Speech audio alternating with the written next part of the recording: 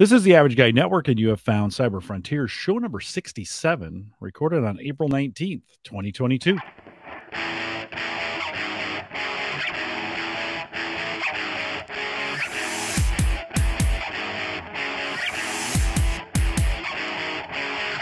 Here on Cyber Frontiers, we explore cybersecurity, big data, and the technologies that are shaping the future. If you have questions or comments, you can always send us an email. Send it to me, Jim@theaverageguy.tv, although it's probably smarter to send it over to Christian at theaverageguy.tv. He'll actually know what to do with the question. You can find me on Twitter at @JCollison. Of course, track Christian down at Borg Whisperer. Theaverageguy.tv, of course, powered by Maple Grove Partners. Get secure, reliable, high-speed hosting.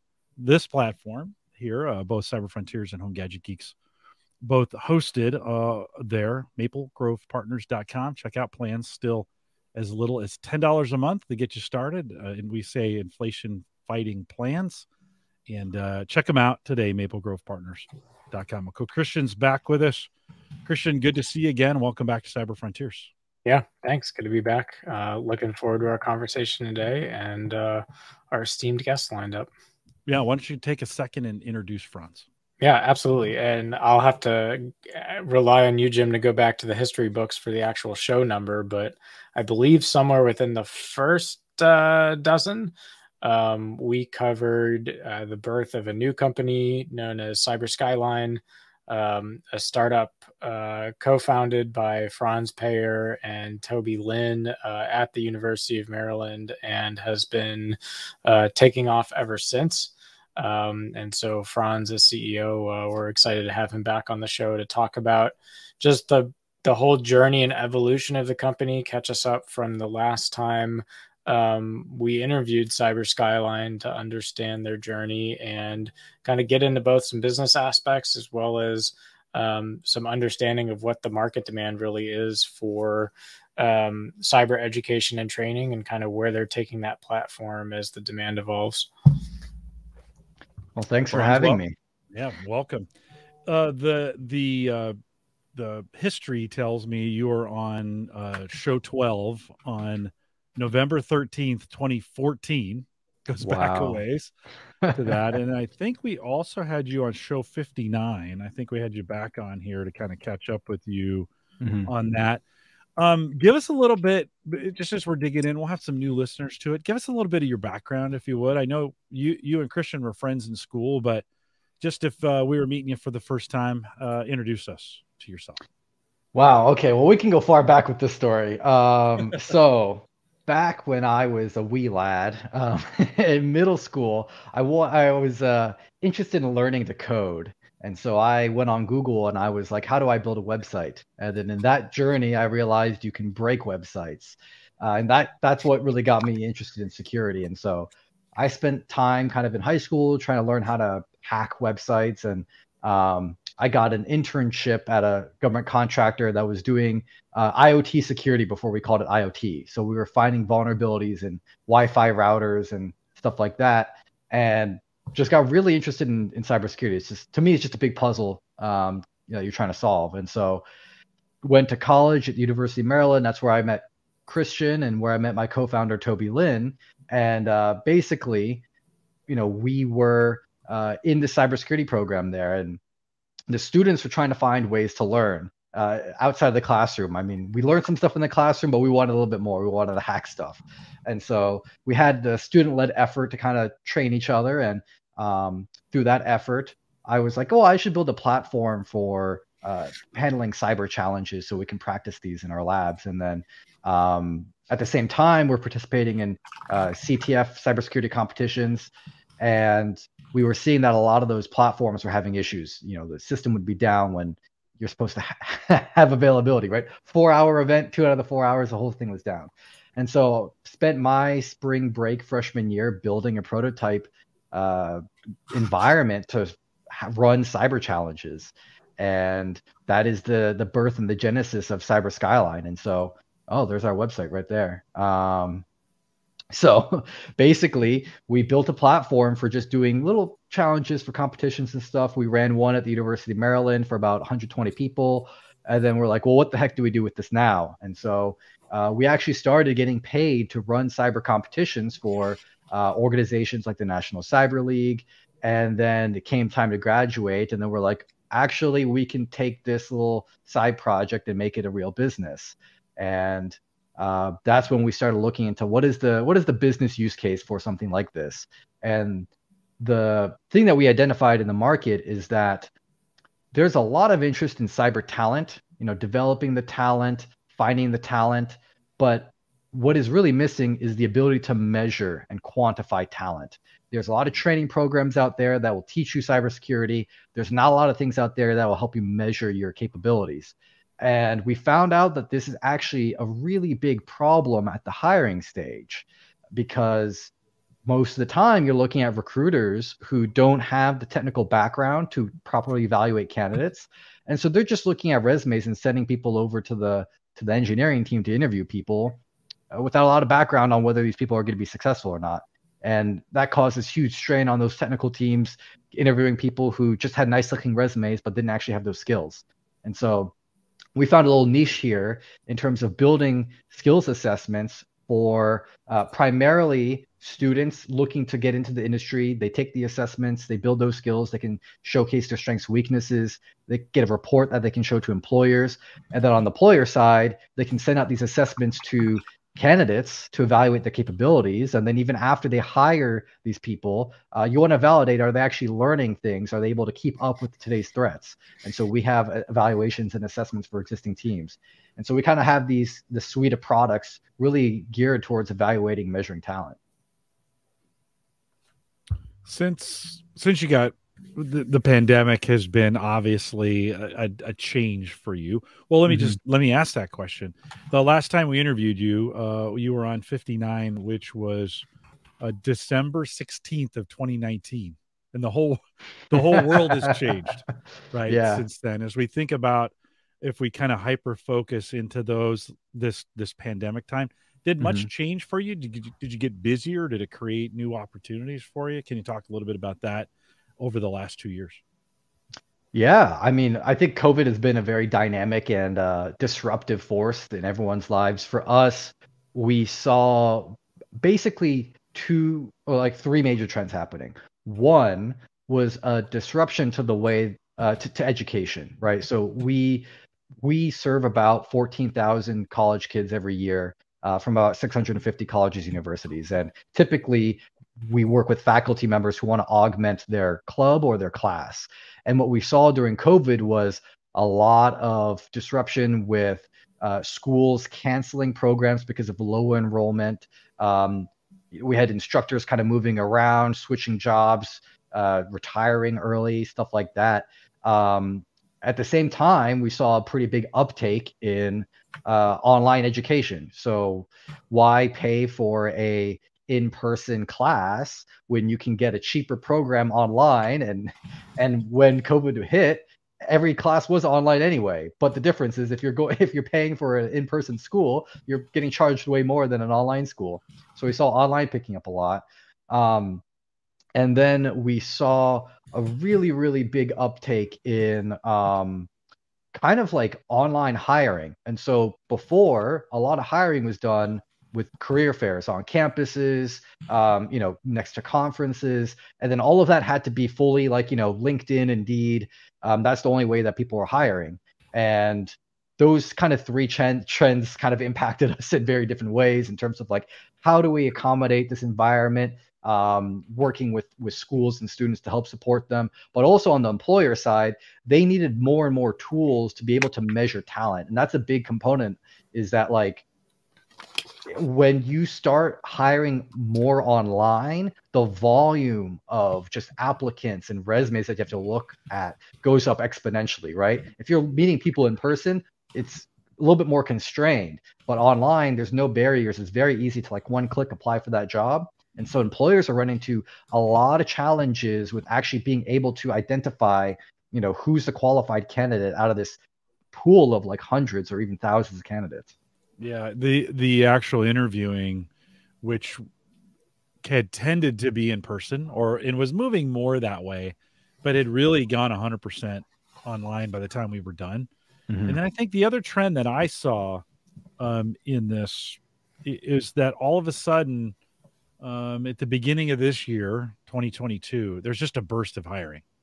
Like all of a sudden, everybody was like, we kind of had the great resignation at the end of 2021, and that's still kind of going on a little bit. I don't think it's quite the force that it once was. There's now kind of a great reshuffling that's happening.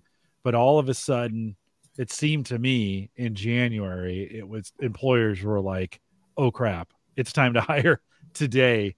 And the hiring, have you seen that same, is the work that you're doing, are you getting more, or are you getting that sense that employers are doing more work to hire now than maybe they were in 2021, especially in this area, and especially as many breaches as we've talked, Christian and I have talked about over the last couple of years? Well, with cyber in particular, I can't say that I've been able to tell a huge difference between like a year ago from now, just because there's always been this huge push for hiring in cyber. With everyone switching to remote work during COVID, there was that constant demand for talent. I don't think that demand has really eased up, but definitely when we're looking at specific industries, I'd say like those cyber services industries, the MSSPs, they've definitely ramped up hiring. Not, I think, because like things are reopening, but just because cyber is coming to the forefront of everyone's minds even more, right? With the whole Log4j vulnerability that came out last year that was so prevalent, and then now with the situation with Russia and Ukraine making everyone on high alert with cyber attacks, it's just been such a big component of everyone's lives. I think that's been the biggest driver rather than like trends with like reopening with COVID. Yeah, it's good insight on that. Let me ask one more question. I'll let Christian jump in on this one. You and Jeremy, of course, started this. Talk a little bit about the growth of the company. How are you guys feeling about that? How has it grown? How has it changed? And maybe what have you learned through the process?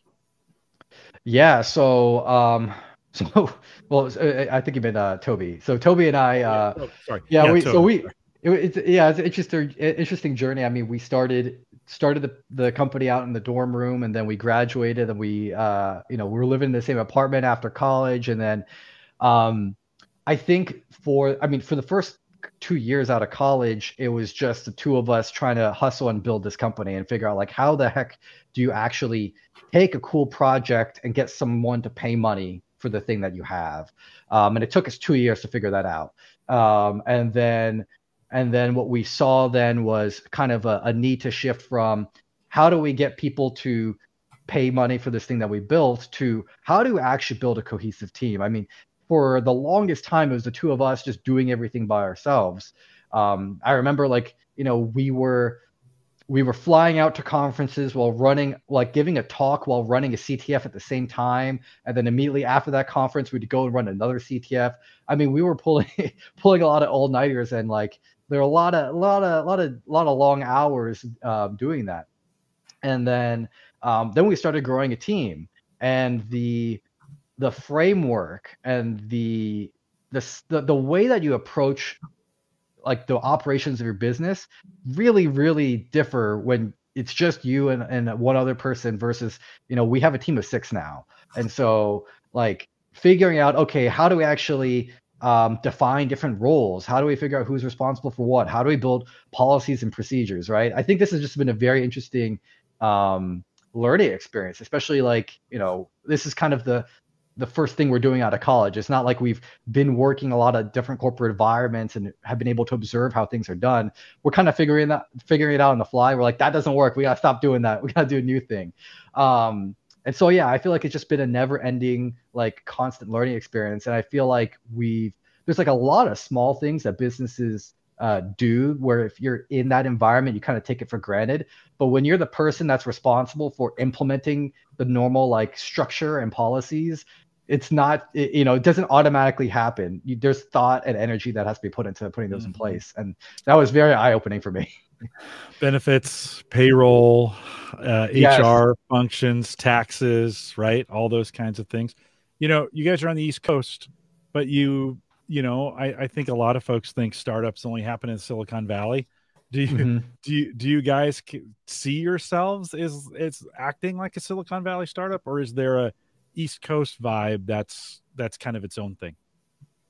Well, I definitely think we have an East Coast vibe for like when it comes to startups, basically West Coast companies are like, we're gonna grow 10x next year, or we're gonna die trying. And you know, that's not the mentality that we have. We have a much more sustainable approach to like growth. But yeah, I mean, it's a different culture, right? I mean, when you go out to Silicon Valley, you get a venture capital firm that'll throw like $10 million at your company, and they're like, either you're gonna be $1 billion company or you're gonna die next month. And you know, for us, we're not really here to like be the next $1 billion company. We're here to make an impact, right? And so kind of we have this philosophy of, you know, we are trying to be a positive force in society, and we'll get compensated if we're successful in doing that. But we're not setting arbitrary metrics for ourselves to say, hey, we got to do it in 2 years, or we got to quit because we got to make the return on capital for the investors. I like it. I like that thought, that thinking. Christian, you've watched this from the outside and have seen it from the very beginning. Before you ask a few questions, any thoughts and things that you've seen that have been interesting or that they've done well since the beginning? Yeah, it's been really cool. I think one of the biggest success stories out of the company so far has been its transformation of NCL, right? So the software platform that ran NCL originally had a constrained set of resources, a particular way of running those CTFs that gave the players and kind of the user experience a particular set of expectations, and really, you know, seeing the opportunity for something better or something different to be brought in, and then just slowly working that over time to the point where, you know, they weren't just a contractual provider for NCL, but that, you know, they're running annually NCL and really owning it, is a really great example of working backwards from that customer experience to find how to delight your customer, right? Just a kind of a classic tenet. So I think working backwards from the CTF high school college experience is a very interesting way to be informed about a segment of the cyber training and education marketplace. But clearly what's been cooler to watch is how quickly the company has pivoted, you know, away from just doing the CTFs, right? Like the CTF is a critical component, very important customer base, a lot of what has developed and matured the initial software offering. But when you get into, you know, a lot of the training and assessment capabilities, that really takes it into a new dimension that I don't think was conceived of initially when Cyber Skyline was born, as kind of like this ability to have a next generation platform for cyber competitions. So it's interesting to see how quickly the company has evolved, even in the last 8 or so years.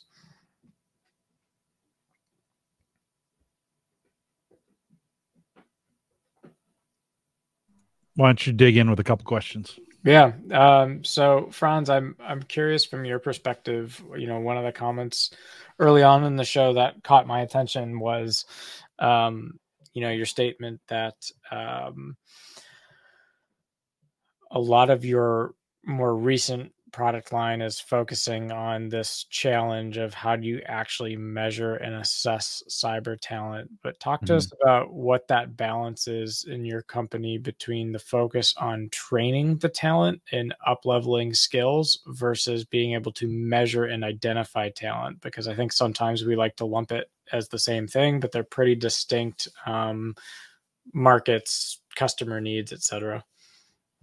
Yeah, that's a great question. And this is definitely something we learned as we were transforming the company. I mean, originally we thought, oh, we're going to be like our thought when we graduated college was we're going to be a company where what we do is we take the latest breaches and we're going to train companies on how to go through and handle those breaches, and we're going to measure them as they go through it.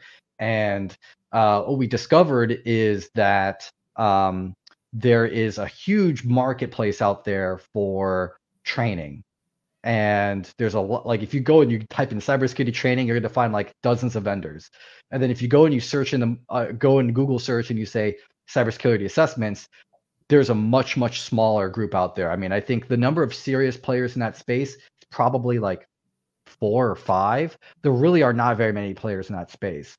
And so when we started by trying to do everything, we realized we didn't really have any differentiation, because if you go into that space and say, hey, I can help you do training, it's like, well, how are you any different than the dozen other companies out there who also, by the way, have been here for way longer, they're way more resourced, and they have that reputation where I trust them a little bit more. And it's like, yeah, there's no way you can really compete in that space. And so we specifically look at this niche of assessments. And so there's a lot of companies which will say, okay, we have the curriculum. Here's like course material. Here are training videos. Here are like guided labs to help you learn the content.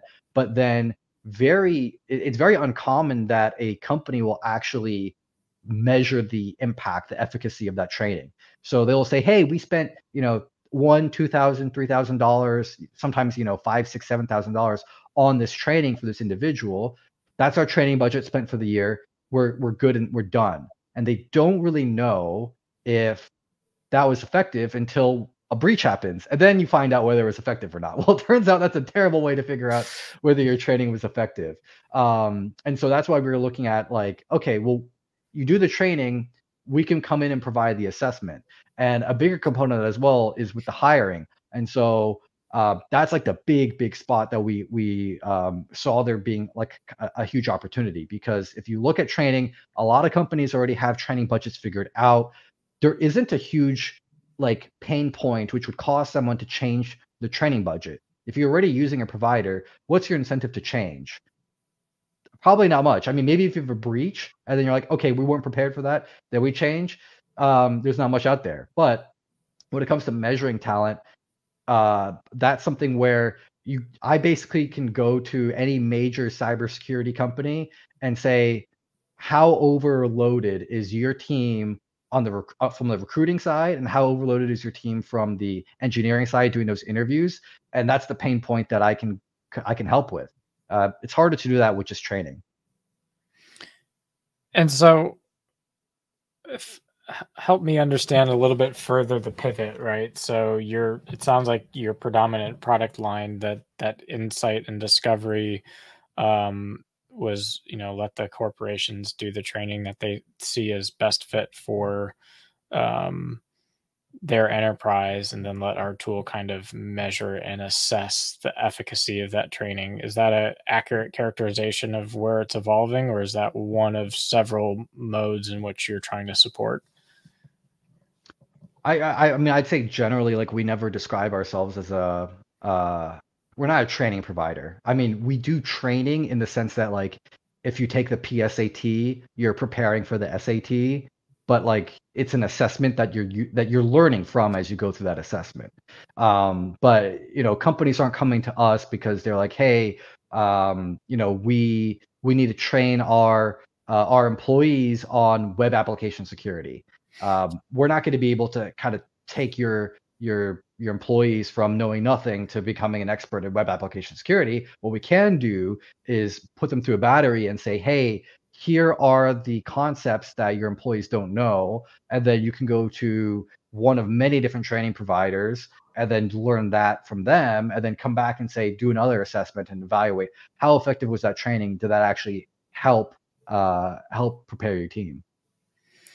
And so, like, if we were to take the CTFs, for example, and the competitions that the company has the ability to run, do you see that in the bucket of it's another kind of assessment tool that's available to corporations and organizations, or is it in its own category?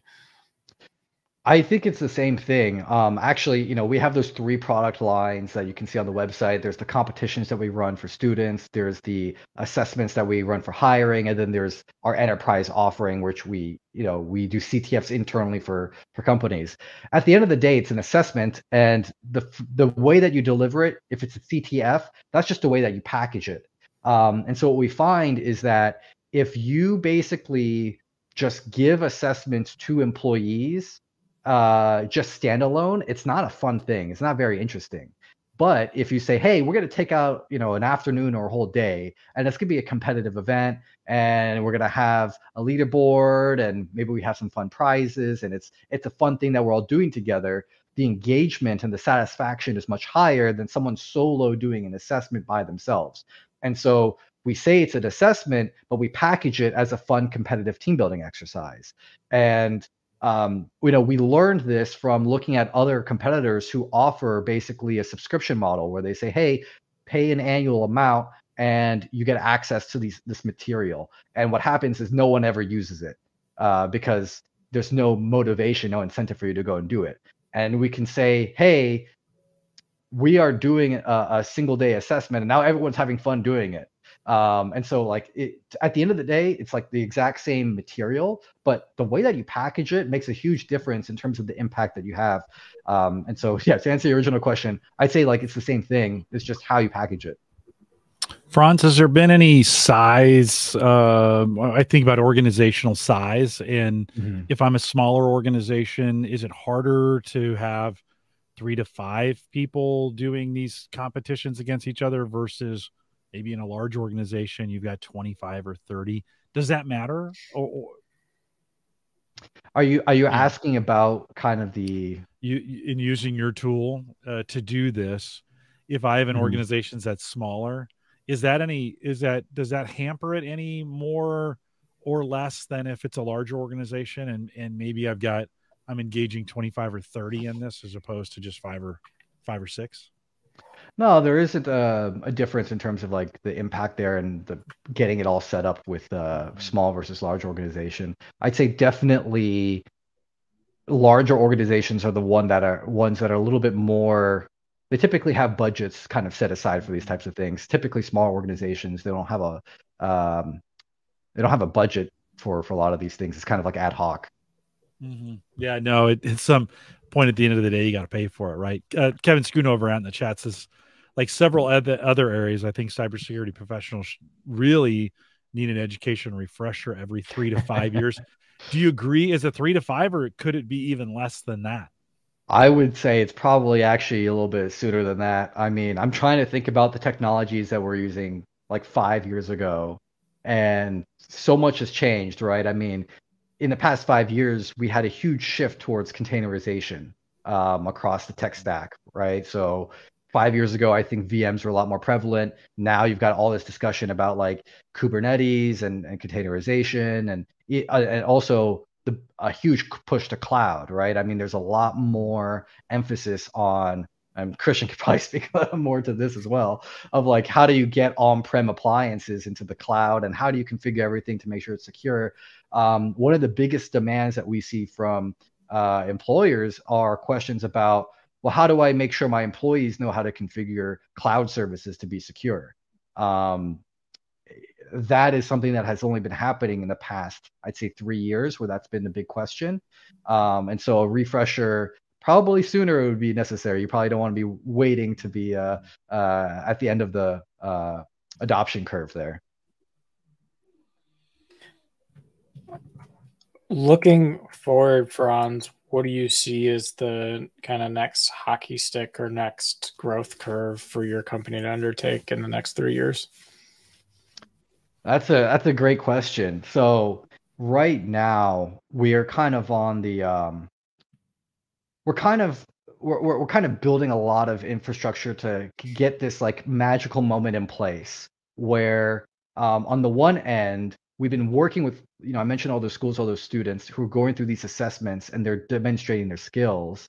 And at the other end, we work with employers. So we have students taking assessments for their own benefit, so they know their strengths and weaknesses. And we have employers using assessments for measuring the candidates in the pipeline.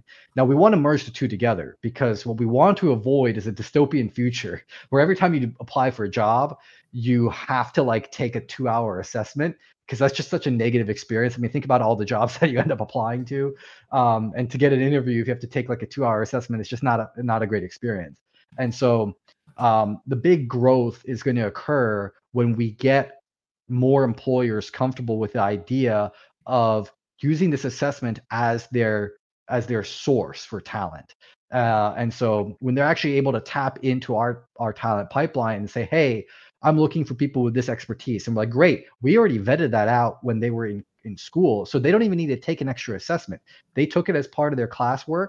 And then now they're going to apply for a job. We can plug them in right into their hiring process. And what happens is they're getting candidates where they're not even looking at the resumes anymore. Why look at the resume when you know that this is someone who can perform a task? And so the employers are able to hire much more rapidly. They spend a lot less time digging through all the weeds. And then at the same time, the students have a quick avenue into the workforce.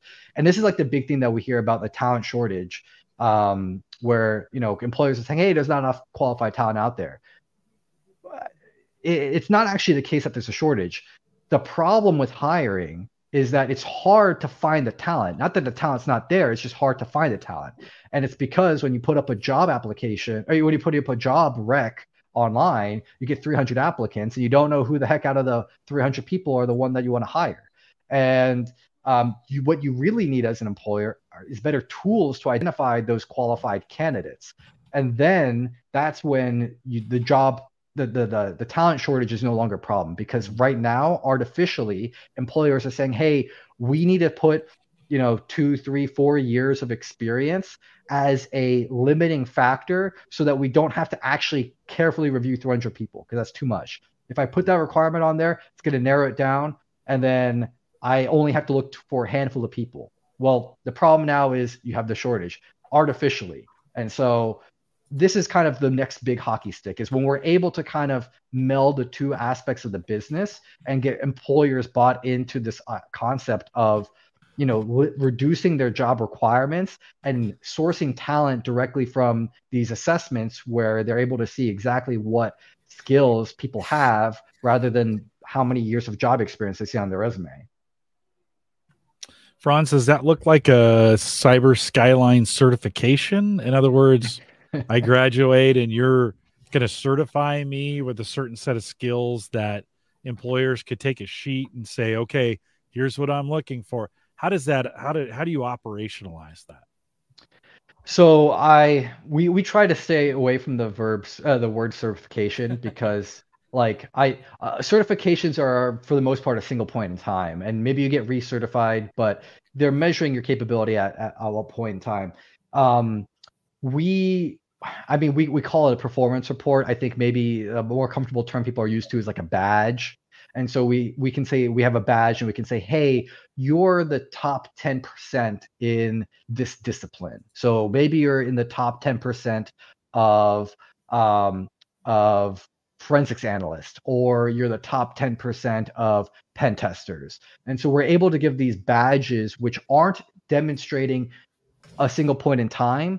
And more importantly, they're relative to the population, because being able to pass the hurdle in cyber is not enough. You have to be better than your adversary. And so to be able to say that, hey, you pass these minimum requirements, here's a certification, that's important for a lot of people. It's important for government contractors in the government, where those are their compliance requirements associated with that.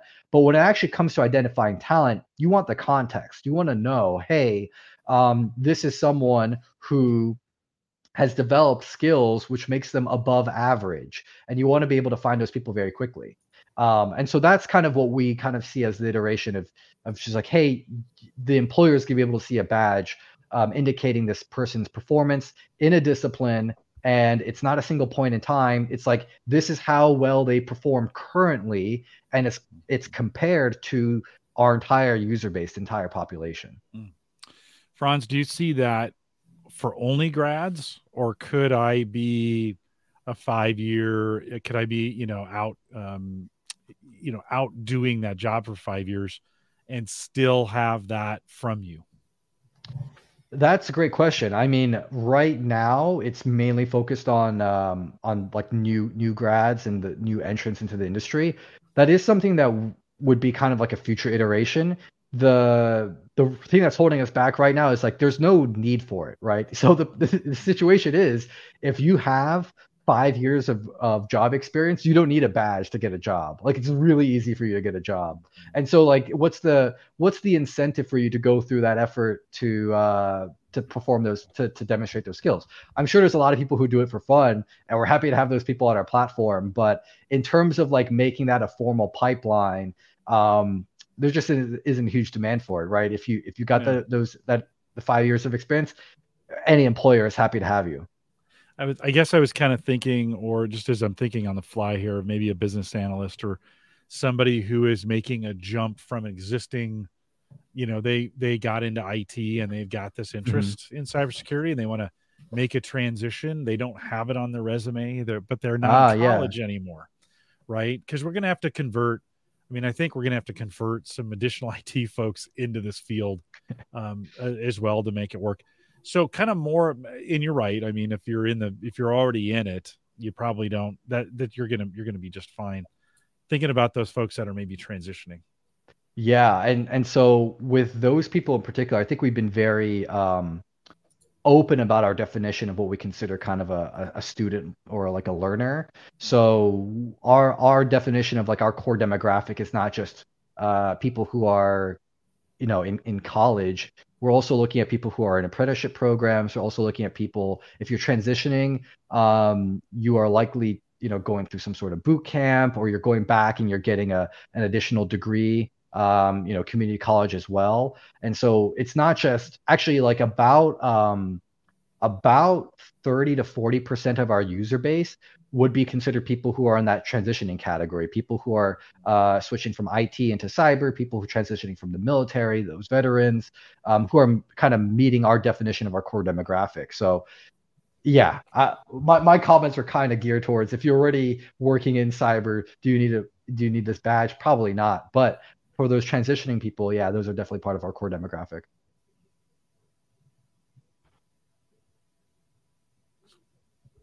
Christian, what else? Franz, I'm curious, as you look at the evolving, threat landscape, the volume and proportion of 0 days and new, attempts or kind of tradecraft in exploitation that just continue to evolve at a very rapid pace. What do you think that portends for the kind of training and assessment industry, and how do we shorten the gap between training in a given subject area and making it applicable to either new fields within cybersecurity that emerge, or even just kind of new classes of vulnerabilities that emerge? I think of Spectre and Meltdown, obviously, as a good example of kind of a new class of attacks on systems.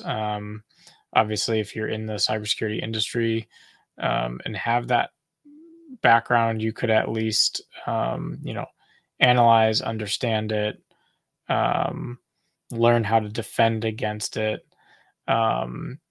Is that enough? How do we make the actual tools and systems tell us where the gaps are beyond what I call textbook knowledge, which is like, recall. Mm-hmm. Like I can teach someone OWASP top 10, or I can teach someone SQL injections, right? But moving past kind of textbook knowledge into that critical analysis and thinking in cybersecurity, like is there ever going to be software training, simulations, et cetera, that can really take someone from nothing to that level of expertise? Yeah, that's a good question. I mean, I think that definitely when it comes to building those fundamentals, we're pretty much there. I mean, there's so many resources out there to build those fundamentals.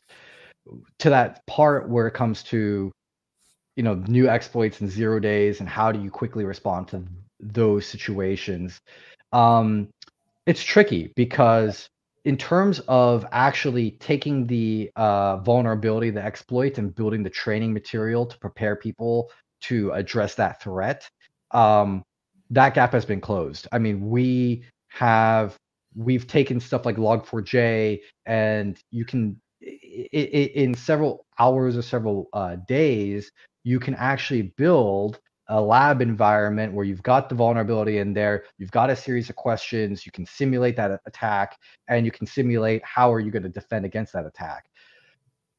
It's not a technical limitation. It's actually more of an operational limitation in terms of like, how are you operationally going to pull away your team of security analysts to spend the time to prepare for this? And you have organizations where that is their core focus, right? You go to an MSSP, you go to like the CrowdStrikes of the world, and I talked to the people on the CrowdStrike team, like when they had Log4j come out, by the next day, internally they've already built those processes and systems to be prepared, so all of their employees know how to address that threat. Where it really becomes an issue is when you talk about the mom and pop shops, when you're talking about the IT teams, which are way less resourced, right? You go to grocery chains, you go to manufacturing companies where they're not traditionally tech companies. They are going to struggle quickly adapting to that because they just don't have the structure in place to support it. And I don't know how you, because this is not a problem where you magically build a technology and you'll solve all your problems. Like I said, the technology is already there. We have, we do that ourselves. We've got competitors who've got it even faster than we do. It's not how fast you can build the training material. It's how fast can you muster your team to prepare for it. And how do you make sure they don't get overexerted and overextended? I mean, these vulnerabilities, these breaches happen regularly, right? And so, you could be going week to week with another one of these incidents, and it can burn out your team very quickly. And so really what we try to do is we try to emphasize and focus on the fundamentals so that when new breaches occur, there's enough knowledge of the fundamentals where people can adapt to those new threats, new vulnerabilities, without having to have like a multi-hour training course put in front of them, while they're in the middle of panic mode. They kind of naturally know what they should be doing. And then when things are a little bit more relaxed, they can go through and figure out if there's anything else that they missed. But I think the last thing that you want to do is have a new threat come out and say, hold on, we don't know how to respond to this. We have to go through a 3-hour training first. Like, you never want that to be the case. You are absolutely hosed if that's the case. And so it's about building those fundamentals, and then you're going to have that training available for those organizations where, like, the primary business is supporting a bunch of other customers and they need that additional specialization, that additional training. And that's gonna be necessary in those cases. But I think by and large, when you're looking at most organizations, they just don't have it. It's not going to work for them to like constantly train up on new vulnerabilities. It just doesn't work. Interesting. Franz, yeah. on your did you want to follow up with that, Christian? No, I'm digesting it. It's a pretty insightful response. So go for it, Jim. On your website, you've got an events tab, and you've got some where you're listing some events. As you think about some of the things, some of your most successful events, what are they for you guys? What do you feel like you do best, and what are the best kind of events that you do? That's a great question. So I think the best events for us, the ones where we're making the most impact, are these events where we're working with employers. So you're scrolling through right now, you see the CypherTech Challenge and the CrowdStrike Cyber Challenge. We did one further back with Lockheed Martin. And so for us, the big impacts that we make are when we're running events, we're really bringing together the talent with the employers. And so right now, when we run a lot of these events, what's happening is you've got a prize, you've got students participating, they're doing it for fun. And at the end of it, they're getting job opportunities, right? And so people who are going through that CrowdStrike Challenge, they're actively being considered for entry-level positions at CrowdStrike. And to us, that's where we make the most impact. I personally measure our success based on how many lives we're able to touch. And then if we can get more specific about that, it's how many careers can we make. And it's a little bit more difficult for us to measure that somehow. Sometimes we don't hear when, we don't always hear from employers, hey, we hired people because of this assessment, or we don't necessarily hear from the students when they tell us, hey, I got a job. A lot of that is anecdotal. It's harder to get in the metrics. But when we run events, like those joint challenges with CrowdStrike, we know that's where we're making the most impact, because we know that those winners are really being considered for those positions, and a lot of them are getting hired because they're able to demonstrate their skills. I know you'd be dying to get that feedback 2-3 years down the line, right? How did those winners do? And it'd almost be great if you had a feedback cycle where you could go back to them and say, and be able to measure what was it about those winners. And maybe some of them didn't make it very long in the organization. And what was the profile or the talent that was there that helped them to make it long term, or not. However, you've also, speaking of that, you also have, let me pop this up here. You've also got a job directory. I'm assuming these organizations that has come to you to post openings on your site, or what are we looking at here? Yeah, so we have a mix of employers who work with us, as well as we are actively trying to find entry-level positions to post on here, because we know how tough it is for students to get that first internship or job out of college. And so yeah, that's what we're looking at here. And our next stage in this evolution is basically, like, right now, this is just a directory for people to get connected to those jobs. But the next stage is actually taking your profile from our system and feeding that directly to the recruiters. Right now, that is a manual process. So we give the individuals their data, and they will go and submit that to employers. And we want to streamline that process where it happens kind of automatically. You mentioned this when you came in. One of the things that I think changed pretty drastically over the pandemic was the power of LinkedIn and Handshake. Yes. In right. I mean, just just coming to the forefront. Indeed, would be the third one that I would add in that, right? Do you think there would be some opportunities to integrate in with their systems from a hiring standpoint, to get a standard? I mean, all employers know those platforms inside and out, right? From that perspective, any thought to partnering with those platforms themselves to make that happen? Yeah, I mean, I think whenever I talk to recruiters in the space, it's always about like, hey, I'm using 5 different platforms to do my my hiring, and it would be great to have them all together. We are definitely working to integrate with different platforms. I don't know if LinkedIn or Indeed are, like, those are job directories. They typically don't directly integrate with a lot of organizations like us. Like, they want to own their assessments.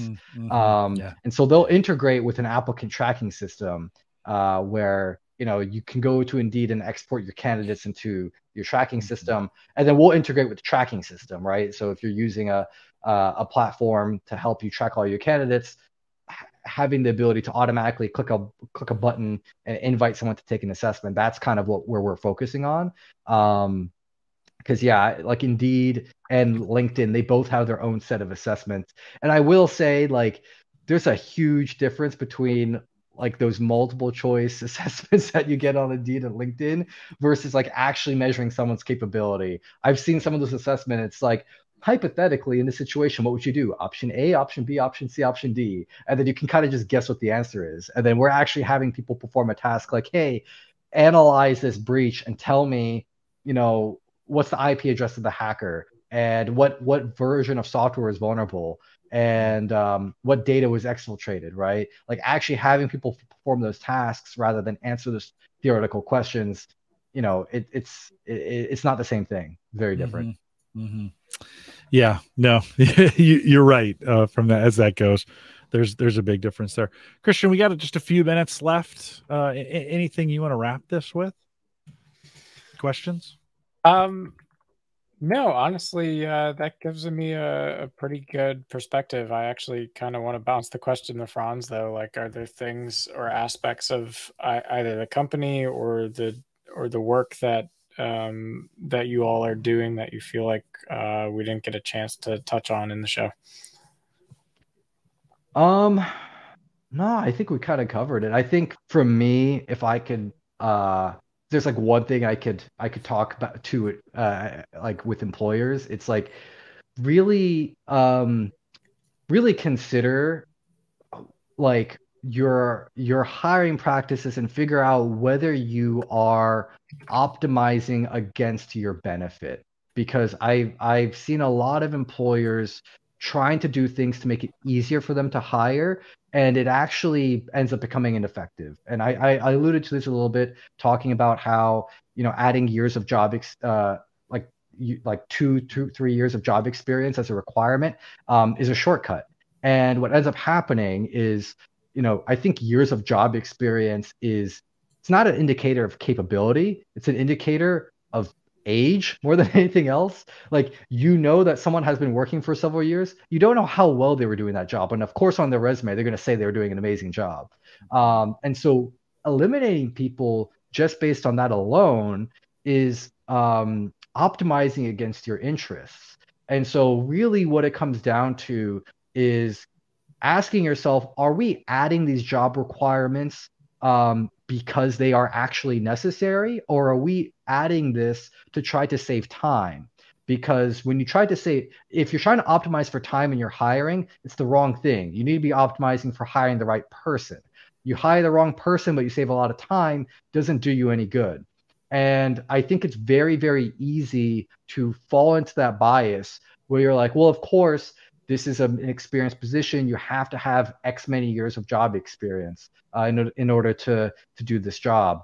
And I would question, you know, well, remove the years of job experience. What does this person actually need to know how to do? And how can you optimize your measurement of that capability, right? We've seen employers use their own in-house assessments. Some of them come to us to help them with those assessments. They come up with some creative ways of doing that. I mean, we've seen employers look at people's GitHubs or you know, different portfolios, different ways of like identifying if those skills exist.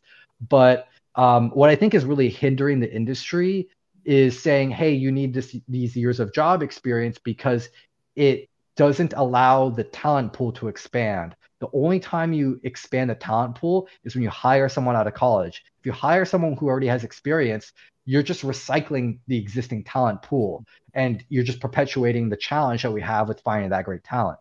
And so, you know, like, again, question, are you optimizing for your time? Are you optimizing for a great hire? And what you need to do is figure out that sweet spot. How do we measure who has the capabilities in a time efficient manner? Because I think interviewing all 300 people applying for your position is not the way to solve it. You have to have some sort of measurement that's actually doing that, and that measurement has to be time efficient. And the resume screen is a super poor way of doing it. And then, you know, corollary with the resume screen are those requirements of the job experience. Franz, well said. I think I agree with you. Being on the other end of this as an individual, you know, as an organization that was trying to do the same thing, not just, we say, stealing each other's sheep, right? From that standpoint, like actually creating new talent that goes in, right? And a lot of our talent, you know, was stolen by others as well. But it's through internships, it was a great opportunity for us to do that, give it a try, train some things into them, and then get that done. This in a lot of ways is like a way of assessing your interns, right? Assessing these new hires coming out. Can you, if you had a couple employers that you wanted to highlight that are doing this really, really well with you guys, who are those best practice partners that you might have? So I will say kind of our number one employer is CrowdStrike. I mean, they've been a great partner with, I mean, they're a customer of ours, but I consider them a partner because I think the way that they're approaching hiring is really really pioneering in the industry. So we work really, really closely with their university recruiting team, and they, you know, when we talk about dealing with the volume of candidates, they are dealing with volume. Like, I can't give specific numbers, but like, they tell me that they actually are hesitant to put up certain job positions because it takes them forever to go through and look at all the applicants. They're just such a big name, and they are really emblematic of this challenge of like, how do we actually find who's talented out of this huge sea of candidates. And we're talking not hundreds, but we're talking about thousands of candidates for a single position. And they realize that the resume is not a good tool for finding talent. And so they work with us. They work with they actually work with like 3 other different companies that provide assessments to measure that talent. We help them a lot with the cyber side, and they have some other partners that help them more with like coding skills and stuff like that. But they actually, they go through and they look at, they actively consider all the candidates, right? So if you have like a hard requirement that you don't meet on the resume, that's basically the thing that will get you eliminated. But if you pass any of those hard requirements, then you actually go through one of these assessments, so you're considered like everyone else. It's great that way because it's a great way to remove bias from the equation. You have people who, no matter what school they went to, whether it's like a big brand name university or a smaller state school that might not be very well known, you have that opportunity to demonstrate your capability. And so I think they're doing a really good job of balancing the fact that like there's a huge sea of people. They have to be extremely time efficient, and they also have to be using objective measurements. You can't just be finding people who look good on paper because they might not turn out in reality. And I love that their internship program. I think the way that they're approaching culture and talent is just a great example for the industry. I even heard that they have a 401k program for their interns. So like that, like I can never speak highly enough of the way that they're approaching talent. No, that's great. If individuals want to get more information, of course, they can check out cyberskyline.com. Christian, any final thoughts as we wrap this? I really appreciate Franz coming on, take the time to talk about Cyber Skyline and where it's headed, and very cool to see. Thanks for having me. Franz, congratulations. We had you on 14, so 8 years ago. We had you on 2 years ago, and it's great to see this continue to grow and build, and excited to see what you guys are doing. And I get super pumped up every time I see what you guys are doing. I'm glad it made it out of its infancy stage at University of Maryland at College Park. Christian, we just hired somebody from College Park. Their job. They actually came to Omaha. International students, so it's a little easier to get them to come to Omaha as opposed to dragging some folks from the East Coast out there. But always great. I have very fond memories of hanging out with you guys on campus. It was a special time. And so, Franz, thanks for coming on. Yeah, thanks for having me again. And maybe next time I'll have some more gray hair. Well, let's hope not. You got some good looking hair going on there. Franz, hang tight for me 1 sec. I'll just remind everyone, of course, theaverageguy.tv, powered by Maple Grove Partners. If you need a place to get your website going, and Christian's got it optimized for WordPress. So if you want to do that and podcast, whatever you want to do, check it out, maplegrovepartners.com. We're live now once a month, I think we're saying every third Tuesday. You want to follow me on Twitter at Jake Allison. We'll announce it out there, and you can stay up to date with everything that's going on. You can, if you want to send us an email, if you got some show ideas or you got some show questions, Christian would love to answer them. Christian at theaverageguy.tv. Don't send them to me because I don't have a clue. But I just talk for a living. I want to thank you for joining us out here on Cyber Frontiers for 67. We'll be back with 68 next month. Thanks for coming out. Well, now say goodbye, everybody. All right.